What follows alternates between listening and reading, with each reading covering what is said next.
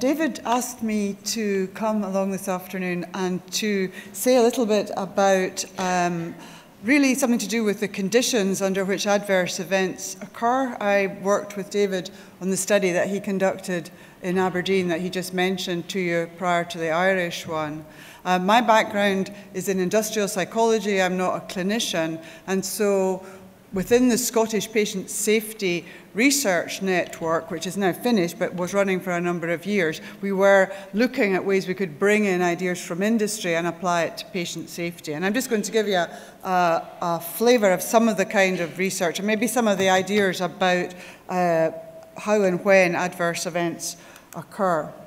If we look at this image here, this might say a number of things to you, but this person is in a very dangerous position because he's basically just standing on snow. But the point is, there are many situations when we think about why adverse events occur where the practitioners or workers involved had no idea how close to the edge they were or in what a hazardous position for themselves or, in your case, for their patients. And this is something that's being interested recently in industry. We've been doing some work with the oil company Shell around chronic unease, which is looking at that very valuable sense of unease, because a number of incidents clearly occur where people have, in the words of Jim Reason, forgotten to be afraid. And so one of the factors, I think, in adverse events is having an awareness of the ever-present risks. And in your case, there are some risks to workers, but there's very many more risks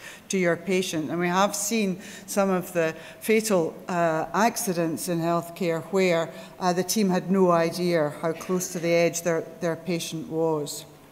So we have these days where everything looks like it's going absolutely fine. And we've been doing quite a lot of work with surgeons. This is a book we've just done around human factors, non-technical skills for surgeons. And in there, there's some examples of, I think, what are not untypical conditions where an adverse event can occur. There's a consultant talking to a trainee saying, where's the hole? Can you see the hole? If that's no good, you can't repair it. Have to put another clamp on. They're slowing down their thinking now to think about this problem.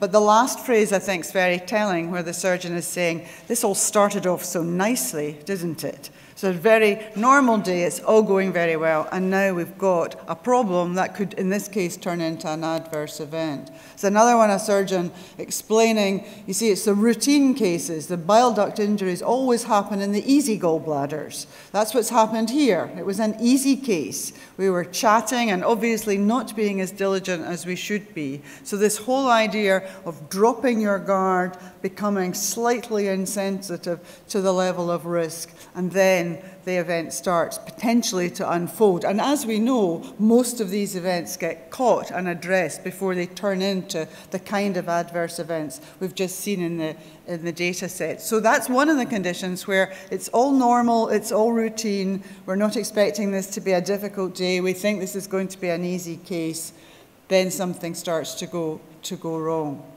There are other circumstances. As I say, we work with surgeons and theatre teams, and this may not be true in Ireland, but it's certainly true in the NHS, that our healthcare system is becoming increasingly stretched in a number of dimensions. And if you look at the kind of ways they talk about their work, we can see other kinds of days where maybe things are not going very well from the start. And maybe under these conditions, people are a little more sensitive to the fact that these are potentially error-enforcing conditions. So, you know, we have a little bit of equipment malfunction, maybe some piece of equipment is missing or somebody's got to go and find it. People might be tired, the surgeons may have been operating the night before, maybe this team doesn't really like each other very much and there's potentially some friction in the team, maybe somebody's not in a very good mood today for some reason or another on top of that. It's a mixture of conditions, personality, all these things, but you put this into what's normal working conditions with a very strong status hierarchy, delays to the list, time pressure, and then, you know, there is a whole set of conditions that would be quite ripe for something to go wrong. It might not go to an error, it might not go to an adverse event, and it might be, strangely, that under these conditions people are more sensitive to the risks of something going wrong. So this is really what we're trying to do in many of these studies, and what they're doing in industry is trying to build organizational resilience. And I know there's some projects here. Paul O'Connor has one in Galway looking at resilience. And this is very topical elsewhere in industry, trying to understand how do people stay resilient, how do organizations stay resilient. And it's very much about understanding what the normal day-to-day pressures are that people cope with in your kind of world, and how they manage to do that. And what's amazing about the NHS in the UK is that it works so well under these conditions, which is because people are adaptable and flexible and stay late and improvise and make things happen and are concerned about their patients. But we need to really understand what is this resilience and how can we build it. And essentially, I know you can't read the little writing here. This is a diagram by Rasmussen, a Danish psychologist, engineer, looking at really, this is organizations drifting towards the safety edge because they're being pushed all the time by economic pressures, workload pressures, government pressures, other pressures. And against these pressures is where you have to push in the other direction for safety. That's why I don't think you want to wrap safety in under quality banners. It's not about quality, it's different from quality. And I think it's very good to see that in Ireland here, you're really taking that approach and emphasising that safety is something special and different, and it's got to be attended to and managed for patients. So traditional safety approaches are very much, and this is important, we've heard 2 reports this afternoon about a trauma audit study and now the adverse events study. That's very important, collecting safety data, measuring what goes wrong, when it goes wrong, but that's not all you have to do.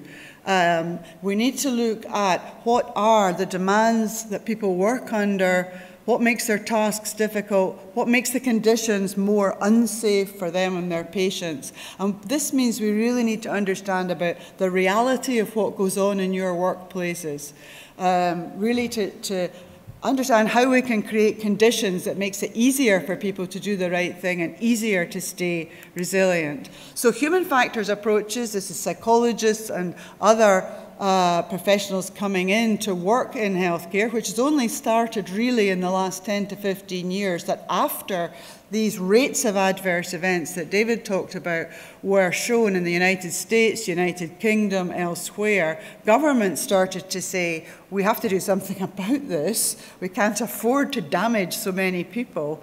And one of the things we need to do is look to other industries and other kinds of science to learn how do they manage risk. There's some very risky industries around the planet, and those risks are generally managed pretty well, but what is it that they do? And the human factors approaches are just one part of that. And one of the things that the human factors researchers are trained to do is to do task analysis, which is to really understand what goes on in the workplace and how do people behave that make the situation more risky, and what is it that they're doing in days when they're making the situation safer. And there's a nice phrase, I can't remember if it's from Eric Holnagle or Sidney Dekker, this phrase about work is imagined versus work is done. And this is kind of like, how do managers think work is done in the clinical units or the wards or the theatres? And what is really happening? So it's to do with managers' kind of ideas about what happens at the work site and then the reality of what is happening at the work site. And that's not always the same thing.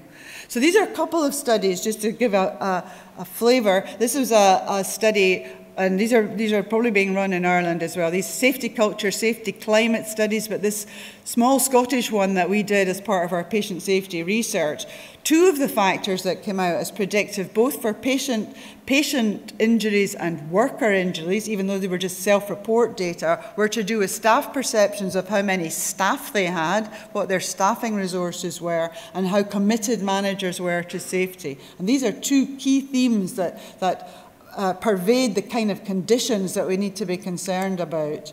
Another study we did involved interviewing senior charge nurses who run the wards, and you probably can't read the quotes there, but they were so busy really dealing with the task and trying to keep their staff supported that they didn't really have very much more time for doing change management, quality improvement, safety initiatives. They were doing so many things to try and keep the wards running. And these charge nurses were very protective about the stress levels of their staff. They were taking work from their staff, but then becoming more overloaded and more under pressure themselves. And I think these are factors that we can't ignore if we want to really improve patient safety. And this is a government implication for costs that are coming through into the health sector. Another study looking at acute medical assessment unit. This is where patients come undiagnosed for assessment, some of whom are very sick and some of whom have very little wrong with them, looking at shift handovers with junior doctors, observing them, interviewing them. This was done in 2 hospitals with the aim of producing what's called a hierarchical task analysis, where you plot out all the little tiny tasks. This is only a part of it. One of the things this exercise showed is that these handovers are much more complicated than you would think. This is only the pre-handover task set. It's nothing to do with what happens in the handover or after it. Handovers in industry are very protected and taken very seriously. They are not always treated like that, or they certainly didn't used to be treated like that in healthcare. And some of the findings here were interesting in that much of the research on handover has focused on what happens during the handover process and tools for doing that, and that's very important. But actually, this study showed that we need to look much more carefully about what happens before the handover. And these are junior doctors without enough time always to prepare for the handover. But if they don't prepare for the handover and gather the right information, the handover doesn't go so well. If the handover doesn't go so well, we're now raising the risks for the patients who are in that set that are being handed over between these shifts. And one of the factors that emerged, and this was a year or 2 ago, was that these junior doctors didn't see handover as a risky task. They thought risky tasks were to do with giving drugs or x-rays or interventions. They don't see these organisational tasks as risky, but in fact, we know they're high risk and they can contribute to adverse events. So these were some of the studies that we did. I'll skip this one. I think a final point to make is we need to understand that humans have limited resources. I've just said that organisations in healthcare can have limited resources, but humans do as well. They've got limited cognitive resources, limited emotional resources, limited physiological or physical resources, and you can't carry on depleting these, and so people need to be supported. Staff well-being is important, and one of the other areas we worked in, and there isn't time to go through it, is looking at non-technical skills, so looking at thinking skills, teamwork skills that help to protect the patient from never events or adverse events. And the kinds of things we're talking about are skills around situation awareness, decision-making, leadership, teamwork. And we've developed in work we've done in Aberdeen, this is work that's been based on the aviation industry. Aer Lingus and other airlines do this, but identifying what are those non-technical skills and then having systems to help train and assess those skills. And I haven't got time to go through it, but I've got some examples here of work we've developed for surgeons, nurses, anaesthetists, anaesthetic nurses that help you design the non-technical skills training and do those kinds of assessments, because these are behaviours that have been identified in a number of studies that, again, make the environment safer, help people to cope with the demands in the environment and share some of those demands, and then hopefully reduce the risks for patients, and ultimately, hopefully, will reduce some of these preventable adverse events. So thank you very much for your attention. I think I'll just stop at this point.